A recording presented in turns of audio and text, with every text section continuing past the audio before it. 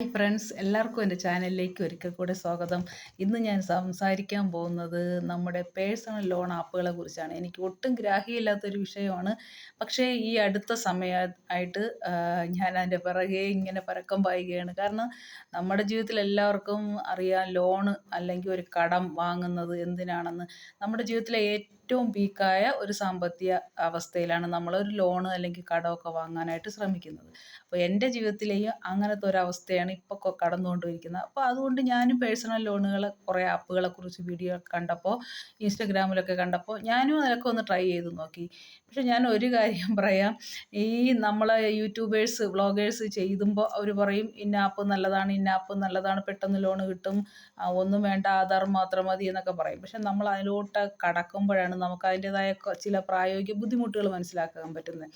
അപ്പോൾ ഞാൻ അങ്ങനെ കുറേ ചെയ്ത് മടുത്ത് പകുതിയിലൊക്കെ ഉപേക്ഷിച്ചിട്ടൊക്കെ ഞാൻ പോയി. അപ്പോൾ പിന്നെ അങ്ങനെയും വേണ്ടാന്ന് കരുതിയിരിക്കുമ്പോൾ പിന്നെ വേറൊരു വീഡിയോ ഒരു പയ്യൻ്റെയൊക്കെ ഞാൻ കണ്ടു. അതിൽ ഏറ്റവും നല്ല 2 ആപ്പെന്ന് പറഞ്ഞിട്ട് ക്രെഡിറ്റ് ബിയും ട്രൂ ബാലൻസ് എന്ന് പറഞ്ഞ 2 ആപ്പുകളെ കുറിച്ച് പറഞ്ഞു. അപ്പോൾ ഞാൻ അത് പരീക്ഷിക്കാനായിട്ട് ട്രൂ ബാലൻസിൽ കയറി. അപ്പം നമുക്ക് ആവശ്യമുള്ള തുക ആണല്ലോ നമ്മൾ പറയുന്നത്. അപ്പോൾ എനിക്കൊരു ആവശ്യമുള്ള തുക ഞാനൊരു 10,000 രൂപ എന്തോ ആണ് ഞാൻ അടിച്ചത്. അപ്പോൾ എനിക്ക് അവർ അവസാനം തന്നത്, ഞാൻ ചോദിച്ചത് 10,000, എനിക്ക് തന്നത് 1000 രൂപ. പക്ഷേ ഞാൻ എന്നാലും ഒന്ന് ടെസ്റ്റ് ചെയ്യണമല്ലോ, ഇതൊക്കെ ജെന്യൂൻ ആണോ എന്ന് അറിയണമല്ലോ എന്ന് കരുതിയിട്ട് ഞാൻ ആ 1000 രൂപ എടുത്തു. അപ്പോൾ എനിക്ക് ലോൺ എടുക്കാനും കടം വാങ്ങാനും ഒട്ടും ഇഷ്ടമില്ലാത്ത ഒരാളാണ് ഞാൻ. കാരണം നമ്മുടെ വീട്ടിൻ്റെ ഫ്രണ്ടിൽ കടം നമുക്കൊരു തവണ മുടങ്ങിയാൽ ആ പൈസ ചോദിച്ചുകൊണ്ട് കടക്കാർ വരുന്നത് എനിക്കിഷ്ടമില്ലാത്തൊരു കാര്യമാണ്. ഞാൻ എൻ്റെ വ്യക്തിപരമായ അഭിപ്രായം പറയുകയാണ്. ഞാൻ ഈ ലോൺ പേഴ്സണൽ ലോണ് ട്രൂ ബാലൻസിൽ നിന്ന് എനിക്ക് 1000 രൂപ തന്നു. നമ്മൾ പിന്നെ ഫോൺ എടുത്താൽ ഇവർ ഈ പൈസ എപ്പോൾ തിരിച്ചടയ്ക്കും, ഇപ്പോൾ അടച്ചാൽ നിങ്ങൾക്ക് ഇത്ര രൂപ, നമുക്ക് 4 മാസത്തെ ഗഡുക്കളായോ 5 മാസത്തെ ഗഡുക്കളായോ ആണ് എനിക്കൊരു 213 രൂപയുടെ ടേമായിട്ടാണ് എനിക്ക് അവർ പറഞ്ഞത്. അപ്പം നമ്മളത് ഇനി ആ ഡേറ്റ് ആകുമ്പോൾ ഒരു മാസമാകുമ്പോൾ 213 അടച്ചാൽ മതിയല്ലോ. പക്ഷെ ഇവർ നമുക്ക് തന്നിട്ട് പിന്നെ ഒരാഴ്ച 2-3 ദിവസം അനക്കം കാണില്ല. അത് കഴിയുമ്പം ഇപ്പോൾ അടച്ചാൽ നിങ്ങൾക്ക് ഒരുമിച്ച് അടയ്ക്കാം, ഇപ്പോൾ അടയ്ക്കുന്നോ എന്ന് ചോദിച്ച് ഇങ്ങനെ മെസ്സേജ് അയച്ചുകൊണ്ടിരിക്കും. അതായത് നമ്മുടെ വീട്ടിൽ നേരിട്ട് വരുന്നതിന് പകരം ഇവർ ഫോൺ വഴിയാണല്ലോ നമ്മൾ എടുക്കുന്നത്, നമ്മളിങ്ങനെ ഡിസ്റ്റർബ് ചെയ്തുകൊണ്ടിരിക്കും. പിന്നെ ഇപ്പോൾ അടച്ചാൽ നിങ്ങൾക്ക് ഇത്ര രൂപ പലിശയിൽ കുറവ് കിട്ടും, അതാണ് ഇതാണെന്ന് പറഞ്ഞിട്ട് ഇങ്ങനെ ചോദിച്ചുകൊണ്ടിരിക്കും. അപ്പോൾ നമുക്ക് അതൊരു ബുദ്ധിമുട്ടായിട്ട് നമുക്ക് തോന്നും. പക്ഷേ എങ്കിൽ കുറേ തവണ ഞാനങ്ങ് വിട്ടു. പക്ഷേ എന്നെ തറ പറ്റിച്ച് കളഞ്ഞത്, അത് കഴിഞ്ഞ് എനിക്ക് ഈ എമൗണ്ട് അല്ലല്ലോ ആവശ്യം, എനിക്ക് മറ്റൊരു വലിയൊരു എമൗണ്ടാണ് എനിക്ക് ആവശ്യം. അങ്ങനെ ഞാൻ അല്പം കൂടെ തുക എനിക്ക് എടുക്കാൻ വേണ്ടിയിട്ട് ഞാൻ ക്രെഡിറ്റ് ബിയിൽ കയറി. ക്രെഡിറ്റ് ബിയിൽ കയറിയപ്പം ക്രെഡിറ്റ് ബിയിലും നമുക്ക് ചോദിക്കുന്ന എമൗണ്ട് കിട്ടുന്നില്ല. ചോദിക്കുന്ന എമൗണ്ടും കിട്ടുന്നില്ല. ഒരു ഈ ട്രൂ ബാലൻസ് തന്ന പോലെ ഒരു 1000 രൂപ പോലും ക്രെഡിറ്റ് ബി തരാൻ തയ്യാറല്ല. അപ്പോൾ ഞാൻ അതും ഉപേക്ഷിച്ചു. അത് കഴിഞ്ഞിട്ട് ആ ക്രെഡിറ്റ് ബിയിൽ എനിക്ക് പറ്റിയതെന്ന് വെച്ചാൽ, ഞാൻ ചെയ്തുകൊണ്ടിരിക്കുമ്പോൾ നമുക്ക് ലാസ്റ്റ് സ്റ്റേജ് എത്തുമ്പോൾ കുറേ നേരം ഇതിങ്ങനെ അവർ നമ്മുടെ ഇതെല്ലാം ചെക്ക് ചെയ്യാൻ വേണ്ടി കുറേ നേരം ഇതിങ്ങനെ കറങ്ങിക്കൊണ്ട് കൊണ്ട് കിടക്കും. ഈ ടൈമിൽ തന്നെ നമുക്ക് ചിലപ്പോൾ ഇവർ വേറെ എന്തെങ്കിലും ഇവരുടെ പരസ്യമോ വീണ്ടും ഏതെങ്കിലും നമുക്ക് അനുയോജ്യമായ ഒരു എമൗണ്ടോ ഇട്ടിട്ട് അപ്ലൈ നൗ എന്ന് കാണിക്കും. അപ്പം നമ്മൾ വിചാരിക്കും ഈ എമൗണ്ട് നമുക്ക് കിട്ടത്തില്ല, ഈ ചെറിയ എമൗണ്ട് ചെയ്താൽ കിട്ടുമായിരിക്കും എന്ന് കരുതി നമ്മൾ വേറെ എന്തിലോട്ടെങ്കിലും അങ്ങോട്ട് മാറിപ്പോയാൽ അവർ പറയും നിങ്ങൾ ചെയ്ത ശരിയായില്ല, നിങ്ങളത് പകുതിയിൽ വെച്ച് ഇറങ്ങി എന്നൊക്കെ എന്തെങ്കിലുമൊക്കെ ഒരു കാരണം അവർ കണ്ടെത്തി നമ്മൾ അതിൽ നിന്ന് അങ്ങ് ഒഴിവാക്കും. അങ്ങനെയാണ് എനിക്ക് ക്രെഡിറ്റ് ബിയിലെ അനുഭവം. എനിക്ക് കിട്ടിയില്ല. ക്രെഡിറ്റ് ബിയിൽ ഞാൻ ഒരുപാട് ശ്രമിച്ചിട്ടും എനിക്ക് ലോണ് കിട്ടിയില്ല. നമ്മൾ പിന്നെ ആ ആപ്പ് അൺഇൻസ്റ്റാൾ ചെയ്ത് കഴിയുമ്പോൾ പിന്നെ നമുക്കിങ്ങനെ മെസ്സേജ്, ഇത്ര രൂപ ലോൺ എന്ന് പറഞ്ഞ് നമ്മളിങ്ങനെ അവർ ആകർഷിച്ചുകൊണ്ടിരിക്കും.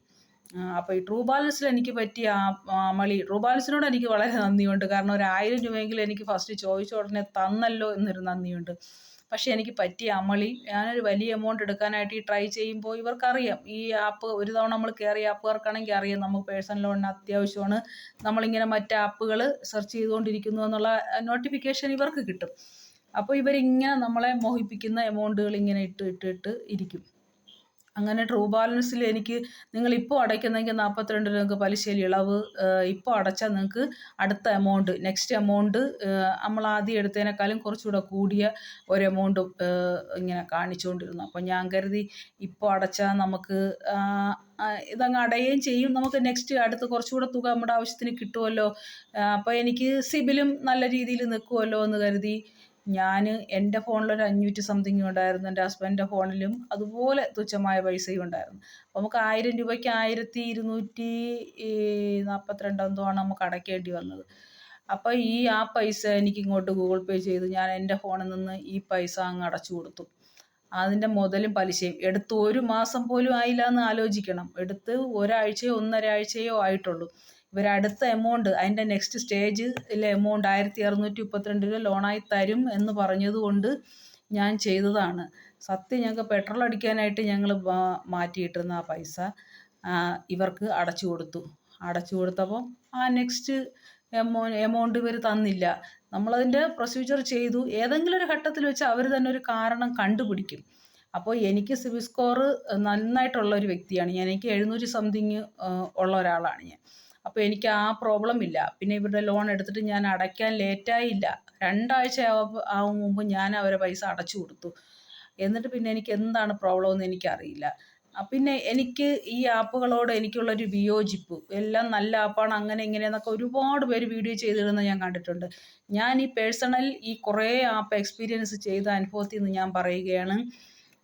ഇവർ നമുക്ക് ഒരാൾക്ക് ശമ്പളമോ അല്ലെങ്കിൽ ഒരു ജോലിയോ സ്ഥിര വരുമാനം ഇല്ലാതെ നമ്മളൊരു പെട്ടെന്നൊരാവശ്യത്തിന് ബുദ്ധിമുട്ടുമ്പോഴാണ് നമ്മൾ ഒരാളടുത്ത് കടത്തിനോ ലോണിനോ പോകുന്നത്.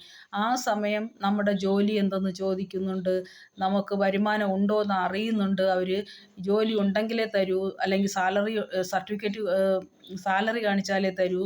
അതായത് നമ്മൾ ഉള്ളവർക്ക് നമുക്ക് എന്തടയ്ക്കാൻ ഇതുണ്ടോ കഴിവുണ്ടോ എന്നൊക്കെ നോക്കിയിട്ടേ ഇവർ തരുള്ളൂ.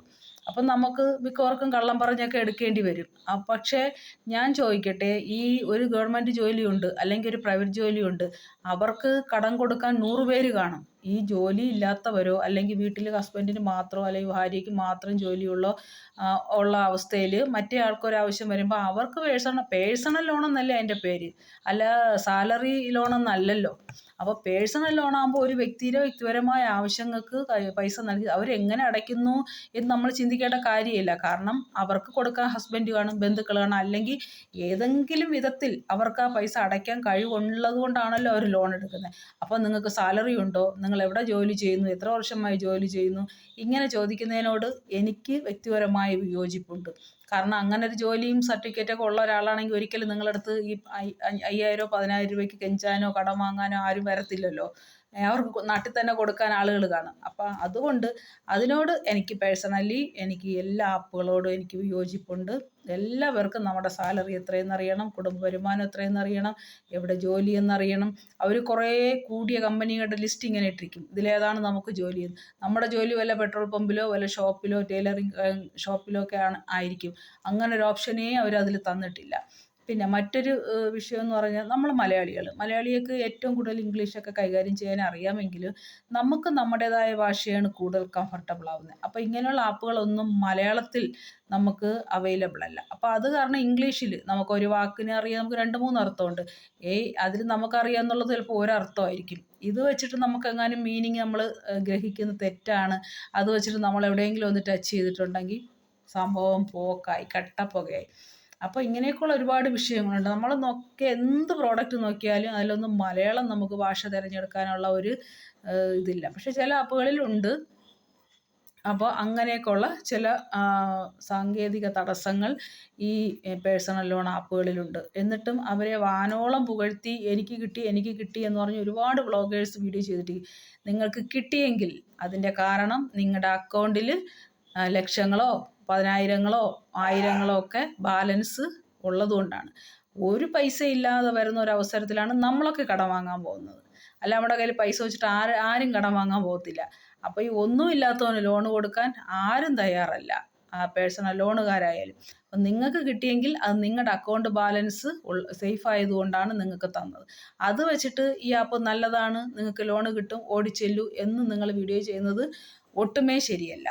അപ്പോൾ എൻ്റെ അക്കൗണ്ട് ബാലൻസിൽ ഞാൻ മിനിമം ബാലൻസ് പോലും ഇല്ലാതെ ഒരവസരത്തിലാണ് ഞാൻ ലോണിന് അപ്ലൈ ചെയ്തത്. എനിക്ക് 1000 രൂപ കിട്ടുമ്പോൾ എൻ്റെ അക്കൗണ്ടിൽ ഒരു 1000 രൂപയോളം ഉണ്ടായിരുന്നു. അതുകൊണ്ടായിരിക്കാം എനിക്ക് കിട്ടിയത്. പക്ഷേ ആ 1000 രൂപയും ഞാൻ അടച്ചു കഴിഞ്ഞപ്പോൾ ഇവർ നെക്സ്റ്റ് ലോൺ തരാമെന്ന് പറഞ്ഞ് ഞാൻ ഇവരുടെ ലോൺ ഒറ്റ ഗഡുവായിട്ട് അടച്ചു കൊടുത്തു കഴിഞ്ഞപ്പോൾ എൻ്റെ എമൗണ്ട്, എൻ്റെ ബാലൻസ് അക്കൗണ്ട് കാലിയായി. അതിനുശേഷം അവരെനിക്ക് ലോണ് തന്നില്ല. അപ്പോൾ ഇതാണ് പേഴ്സണൽ ലോൺ ആപ്പുകളുടെ ഒരു ചതിക്കുഴി. ഇപ്പോൾ എനിക്ക് ഫോൺ തുറന്നാൽ പലതരം പേഴ്സണൽ ലോൺ ആപ്പുകളുടെ പരസ്യങ്ങളും 10,000 രൂപ തരാം, 30,000 രൂപ തരാം, 25,000 രൂപ തരാം, നിങ്ങൾക്ക് ഇത്ര കുറഞ്ഞ തവണ ഇത്ര ഇൻസ്റ്റാളിൽ എന്ന് പറഞ്ഞിട്ട് കണ്ണ് തുറക്കാൻ പറ്റാത്ത വിധത്തിൽ മെസ്സേജുകളാണ്. അപ്പോൾ ഇതാണ് പേഴ്സണൽ ലോൺ ആപ്പുകളുടെ ചതി. ഇനി ഓരോരുത്തർ പറഞ്ഞ് അടച്ചു കഴിഞ്ഞാലും പിന്നെയും വന്നുകൊണ്ടിരിക്കും എന്നൊക്കെ. എന്തായാലും ഞാൻ 1000 രൂപ ആയതുകൊണ്ട് എനിക്ക് വിഷയമൊന്നും വന്നില്ല. ഞാൻ അങ്ങ് അടച്ചു കൊടുത്തു ഒരാഴ്ച പോലും കഴിഞ്ഞപ്പോൾ.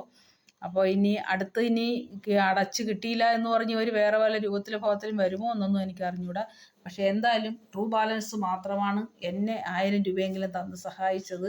അതുകൊണ്ട് എനിക്ക് ഒരല്പമെങ്കിലും ഒരു 25% നല്ലതെന്ന് പറയാൻ എനിക്ക് ട്രൂ ബാലൻസിനെ പറ്റൂ. വേറെ ഒന്നും